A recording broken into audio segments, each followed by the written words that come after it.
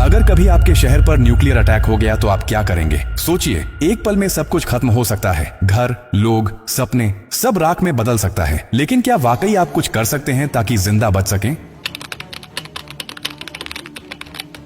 हाँ, अगर आप अभी से तैयार हैं, ये जानकारी जिंदगी और मौत के बीच की दूरी तय कर सकती है। क्योंकि जब एक न्यूक्लियर बम गिरता है तो सिर्फ धमाका ही नहीं होता, उसके बाद शुरू होता है वो खतरनाक खेल जिसे कहते हैं रेडिएशन फॉलआउट। और उसमें जो जिंदा बचता है वो भी धीरे धीरे मरने लगता है। सबसे पहले जानिए कि जैसे ही न्यूक्लियर बम गिरता है, एक तेज सफेद रोशनी आपके सामने आती है। इस रोशनी को देखना मतलब अपनी आंखों की रोशनी खो देना। आप अंधे हो सकते हैं, स्थायी रूप से। इसलिए पहला कदम, जैसे ही धमाके की खबर मिले या रोशनी दिखे, तुरंत जमीन पर लेट जाइए, अपनी आंखें और कान बंद कर लीजिए और चेहरे को किसी कपड़े से ढक लीजिए। ये पहली रक्षा है। अब सवाल उठता है कि कहां जाएं? तो याद रखिए, अगर आपके आसपास कोई मेट्रो स्टेशन है, बेसमेंट है, अंडरग्राउंड पार्किंग है, तो वहीं भागिए, क्योंकि जमीन के नीचे रहना न्यूक्लियर फॉलआउट से बचने का सबसे कारगर तरीका है। लेकिन अगर कुछ नहीं है तो अपने घर को ही शेल्टर बनाना पड़ेगा। सारी खिड़कियां, दरवाजे बंद कर दीजिए। हर छोटी छोटी दरार को भी किसी कपड़े, टेप या गत्ते से बंद कीजिए। हवा का एक भी रास्ता नहीं खुला रहना चाहिए। अटैक से पहले या जैसे ही खबर मिले, आपके पास सिर्फ कुछ मिनट होंगे। उसी वक्त पानी भरिए, बाल्टी, बोतल, ड्रम, जो भी है।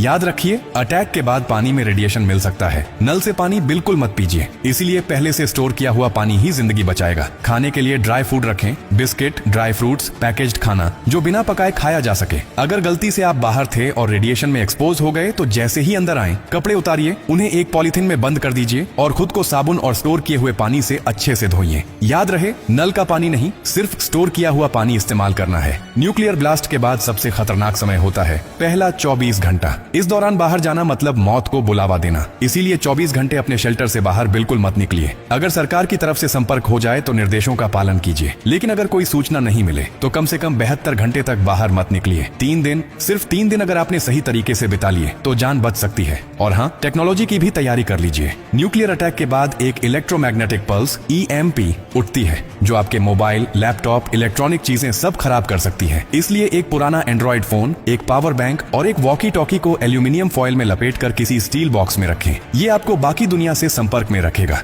सबसे जरूरी बात, घबराइए मत, पैनिक नहीं करना है। हर फैसला सोच समझ कर लीजिए, क्योंकि न्यूक्लियर अटैक एक टाइम गेम है। जो जितना शांत रहेगा, उसकी जान बचने के चांस उतने ही ज्यादा होंगे। और याद रखिए, ये जानकारी सिर्फ आपके लिए नहीं, बल्कि आपके परिवार, दोस्तों, पड़ोसियों और पूरे समाज के लिए है। क्या आप अकेले सुरक्षित रहना चाहते हैं? नहीं ना? तो इस जानकारी को हर उस इंसान तक पहुंचाइए जिसकी जिंदगी की आपको परवाह है। हो सकता है आपकी एक शेयर से किसी माँ का बच्चा जिंदा रह जाए, किसी पिता की आखिरी उम्मीद बच जाए, किसी बहन का भाई लौट कर घर आ जाए। और यही तो असली इंसानियत है। और हाँ, जब आप जिंदगी बांट रहे हैं तो एक वादा भी